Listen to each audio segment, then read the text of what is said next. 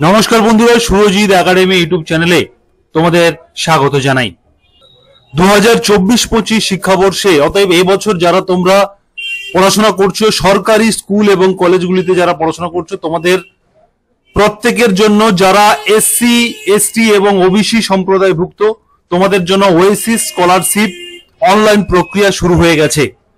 এই স্কলারশিপে আবেদন করার জন্য তোমাদের কি কি ক্রাইটেরিয়া রয়েছে, কি কি কাগজপত্র লাগবে, কারা আবেদন করতে পারবে, কত টাকা তোমরা পাবে এবং কতদিন পর্যন্ত এই অনলাইন প্রক্রিয়া চলবে, এইসব বিষয়ে সঠিক ইনফরমেশন দেব।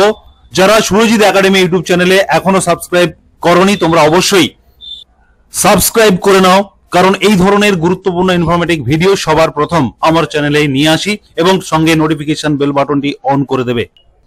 এই এসসি, এসটি, ওবিসি স্কলারশিপ বা ওএসিস স্কলারশিপে আবেদন করতে গেলে কি কি করণীয় রয়েছে বা কি কি নিয়ম রয়েছে, সেই বিষয়ে আমি তোমাদেরকে বলবো এবং বুঝিয়ে দেবো, তোমরা মনোযোগ সহকারে শুনবে। 1 নম্বরে বলা হচ্ছে যে আবেদনপত্রের নির্ধারিত স্থানে আপনার নিজের জাতি শংসাপত্রের নম্বরটি লিখতে হবে। অতএব তোমরা যখন অনলাইন আবেদন করবে, সেই অনলাইন আবেদন করার সময় তোমাদের যে কাস্ট সার্টিফিকেট নাম্বার রয়েছে, সেই নাম্বারটি তোমাদেরকে সঠিকভাবে লিখতে হবে। 2 নম্বর পয়েন্টে বলা হচ্ছে অনুগ্রহ করে আপনার নিজের সঠিক আধার নাম্বার, লিঙ্গ এবং জন্ম তারিখ আবেদনপত্রের নির্দিষ্ট স্থানে লিখুন। জাতি শংসাপত্রের নাম এবং আধারের নাম একই হতে হবে। অতএব বন্ধুরা, যখন তোমরা ফর্ম পূরণ করবে তখন অবশ্যই আধার নাম্বার, লিঙ্গ এবং জন্ম তারিখ এই তিনটি অবশ্যই সঠিকভাবে লিখবে এবং তার সঙ্গে সঙ্গে তোমাদের যে কাস্ট সার্টিফিকেট রয়েছে, সেই সার্টিফিকেটে তোমাদের নামের স্পেলিং এবং আধার কার্ডে নামের স্পেলিং বা বানান এই দুটি যেন অবশ্যই একই থাকে, এটা তোমরা দেখে নেবে। যদি দুটির মধ্যে কোনো মিসম্যাচ থাকে তাহলে অবশ্যই কারেকশন করিয়ে তারপরে কিন্তু আবেদন করতে হবে। এবারে চলে আসবো 3 নম্বর পয়েন্টে। বলা হচ্ছে যে পোস্ট ম্যাট্রিক স্কলারশিপের ক্ষেত্রে সাবধানে কোর্স এবং প্রতিষ্ঠান নির্বাচন করুন। কোনো অমিলের ফলে আবেদন প্রত্যাখ্যান হতে পারে এবং কোনো ভুল তথ্য দিয়ে স্কলারশিপ পেলে টাকা পুনরুদ্ধার করা যেতে পারে এবং মিথ্যা তথ্য দিয়ে স্কলারশিপ পেলে আইনি ব্যবস্থা নেওয়া হতে পারে। অতএব বন্ধুরা, বলা হচ্ছে অনলাইন করার সময় কোর্স এবং যে প্রতিষ্ঠান, যে ক্লাসে পড়াশোনা করছো বা যে কোর্স নিয়ে পড়াশোনা করছো সেটা এবং কোন প্রতিষ্ঠানে পড়াশোনা করছো, তোমার স্কুল কলেজের নাম, এগুলো সঠিকভাবে অবশ্যই দিতে হবে। এগুলোর মধ্যে যদি কোনো অমিল থাকে তাহলে কিন্তু তোমার অ্যাপ্লিকেশনটি রিজেক্ট করে দেওয়া হবে। এবং কোনো ভুল তথ্য দিয়ে স্কলারশিপ পেলে, যদি তুমি ভুলভাল তথ্য দিয়ে কোনো কারণে যদি স্কলারশিপ তোমার পেয়েও যাও, তাহলে কিন্তু পরবর্তী সময় আইনি ব্যবস্থার সঙ্গে সঙ্গে সেই সম্পূর্ণ টাকাটি তোমাকে ফেরত দিতে হবে, এমনটা কিন্তু বলা হচ্ছে। 4 নম্বরে বলা হচ্ছে যে সক্রিয় মোবাইল নম্বর দিতে হবে, যা আপনি নিজে যেটি ব্যবহার করেন বা যেটির উপরে আপনার অধিকার আছে, এবং সেই মোবাইল নাম্বার দিয়ে আবেদন করুন। আপনার কোর্স শেষ না হওয়া পর্যন্ত আপনাকে এটি সংরক্ষণ করতে হবে। অতএব বন্ধুরা, মোবাইল নাম্বার দিতে হবে অ্যাপ্লিকেশন করার সময়। অবশ্যই সেই মোবাইলটা যেন নিজের হয়ে থাকে, এমনটা বলা হচ্ছে, যাতে যে নাম্বারটিতে যে কোনো সময় ওটিপি আসবে, বিভিন্ন রকমের ভেরিফিকেশনের ফোন আসতে পারে, সে কারণে নিজস্ব মোবাইল নাম্বার দেওয়ার কথা বলা হচ্ছে। অন্য কারোর দিলে কিন্তু ভেরিফিকেশন বা ওটিপির ক্ষেত্রে সমস্যা হয়। এবং তার সঙ্গে সঙ্গে যে নাম্বারটি দেবে, সেই নাম্বারটি যেন তোমার কোর্সটি কমপ্লিট হওয়া পর্যন্ত ওই নাম্বারটি কিন্তু অ্যাক্টিভ থাকতে হবে বা রাখতে হবে, এমনটা কিন্তু বলা হচ্ছে। 5 নম্বরে বলা হচ্ছে যে একজন প্রার্থী থেকে শুধুমাত্র একটি আবেদন গ্রহণ করা হয়, একাধিক আবেদনের ফলে আবেদন প্রত্যাখ্যান হতে পারে। 6 নম্বরে বলা হচ্ছে যে আপনার ব্যাংক অ্যাকাউন্টে অবশ্যই আধার সিড এবং ডিবিটি সক্রিয় হতে হবে। এটা কিন্তু অবশ্যই গুরুত্বপূর্ণ। তোমরা যখন অনলাইন আবেদন করবে তখন সেই যে অ্যাকাউন্ট নাম্বারটা তোমরা দেবে আবেদনের সময়, সেই অ্যাকাউন্টের সঙ্গে যেন অবশ্যই আধার লিঙ্ক থাকে এবং তার সঙ্গে সঙ্গে ডিবিটি সিস্টেমে ক্রেডিট হবে, অর্থাৎ ডিরেক্ট ট্রান্সফার হবে তোমার অ্যাকাউন্টে। আধার লিঙ্কের মাধ্যমে টাকাটা সরাসরি অ্যাকাউন্টে চলে আসবে। সে কারণে এই দুটি যেন অবশ্যই সক্রিয় থাকে, সেটা তোমাদের কিন্তু দেখে নিতে হবে ব্যাংকে গিয়ে। 7 নম্বরে বলা হচ্ছে যে বৃত্তির অর্থ বা স্কলারশিপের যে অর্থ, সেটা কিন্তু সরাসরি আপনার নিজের ব্যাংক অ্যাকাউন্টেই ঢুকবে এটাই কিন্তু বলা হচ্ছে যে সরাসরি আধার লিঙ্কের মাধ্যমে ব্যাংক অ্যাকাউন্টে চলে যাবে। এবং 8 নম্বরে অত্যন্ত গুরুত্বপূর্ণ, বাংলা শিক্ষা পোর্টালের নামের সাথে আধারের মিল থাকতে হবে।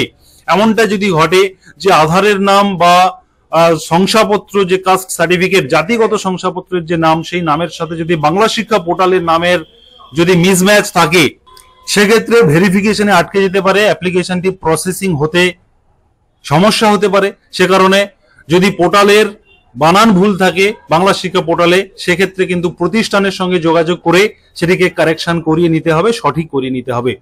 এই 8টি গুরুত্বপূর্ণ ইনফরমেশন অবশ্যই জেনে তারপরে অনলাইন করতে হবে বা জেনে রাখার প্রয়োজন রয়েছে। তোমরা এই সমস্ত তথ্য না জেনে আবেদন করে দাও, যে কারণে কিন্তু তোমাদের অনেক ক্ষেত্রে টাকা ঢোকে না, নানান রকমের জটিলতা সৃষ্টি হয়। এবারে বলবো প্রয়োজনীয় কাগজপত্র যেগুলি অবশ্যই তোমাদের প্রয়োজন হবে এই স্কলারশিপের ক্ষেত্রে।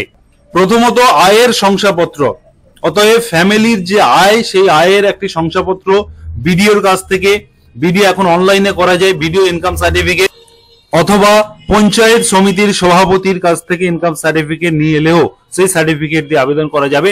তবে এক্ষেত্রে মনে রাখতে হবে, গ্রাম পঞ্চায়েত প্রধানের কাছ থেকে ইনকাম সার্টিফিকেট নিয়ে আবেদন করলে কিন্তু এক্ষেত্রে গ্রহণযোগ্য হবে না। এবারে বলে দিই, 2 নম্বরে বলা হচ্ছে যে জন্ম তারিখের প্রমাণ, অতএব জন্ম তারিখ কি রয়েছে সেটা কিন্তু আধার কার্ড থেকে অটোমেটিক ট্যাগ করে নেওয়া হবে অনলাইন করার সময়। সেই জন্ম তারিখটা আধারের সাথে যেন ম্যাচ থাকে সেটা দেখে নিতে হবে। এবং জাতিগত শংসাপত্রের অনুলিপি, অতএব যে কাস্ট সার্টিফিকেট তুমি দিচ্ছ, সার্টিফিকেট নাম্বার দিচ্ছ, সেটা অস্কার পোর্টাল থেকে, যে অনলাইন কাস্ট সার্টিফিকেট পোর্টাল রয়েছে, সেই পোর্টাল থেকে কিন্তু অনলাইনের মাধ্যমে অটোমেটিক যাচাই হয়ে যাবে। এবং তুমি যে কোর্সে পড়াশোনা বর্তমানে করছো এবং যে কোর্সে পড়তে পড়তে তুমি স্কলারশিপে আবেদন করছো, তার যে প্রিভিয়াস যে পরীক্ষায় তুমি পাস করেছো, সেই কোর্সের মার্কশিটের অনুলিপি, অতএব জেরক্স কপি তোমাকে কিন্তু জমা দিতে হবে তোমার ইনস্টিটিউশনে। অতএব তোমার যে বিদ্যালয় বা কলেজে তুমি পড়াশোনা করছো, সেখানে কিন্তু হার্ড কপি জমা দিতে হবে। এবং অনেক ক্ষেত্রে দেখা যায় যে আবেদন করার পরে হার্ড কপি কোথাও জমা দেয় না, বা সঠিক না জানার কারণে, ফলে কিন্তু সমস্যা হয়। এটা তোমাদের ইনস্টিটিউশনে জমা করতে হবে। ইনস্টিটিউশন এন্ডে এইটি প্রথমে ভেরিফিকেশন করে দেখা হবে তুমি যে অরিজিনাল সেই প্রতিষ্ঠানের বা ইনস্টিটিউশনের স্টুডেন্ট কিনা। সেটা ভেরিফিকেশন করার পরে প্রতিষ্ঠান থেকেই কিন্তু বিডিও অফিসে, ব্লক অফিসে বা সাব ডিভিশন অফিসে হার্ড কপিগুলি জমা করতে হবে। এভাবেই কিন্তু এই ওএসসিস বা SC ST OBC A OBC B স্কলারশিপের জন্য এভাবে আবেদন করলে সেন্ট্রাল থেকে এবং স্টেট গভর্নমেন্ট, সেন্ট্রাল গভর্নমেন্ট এবং স্টেট গভর্নমেন্টের যৌথভাবে কিন্তু এই টাকা ছাত্রছাত্রীরা পেয়ে থাকে। এখানে বলে দিই যে যারা নবম শ্রেণীতে পাঠরত এসসি এসটি ওবিসি, তারা প্রি ম্যাট্রিক স্কলারশিপে আবেদন করবে। দশম শ্রেণীতে পাঠরত এসসি এসটি ওবিসি, তারাও কিন্তু প্রি ম্যাট্রিক স্কলারশিপে আবেদন করবে। আবেদন করার সময় সিলেক্ট করবে প্রি ম্যাট্রিক 9 এবং 10, ওবিসি এ ওবিসি বি উভয় করতে পারবে। এবং যারা একাদশ দ্বাদশ শ্রেণীতে পড়াশোনা করছে, তারা SC ST OBC A OBC B সম্প্রদায় হলে তারা কিন্তু পোস্ট ম্যাট্রিক স্কলারশিপে আবেদন করবে।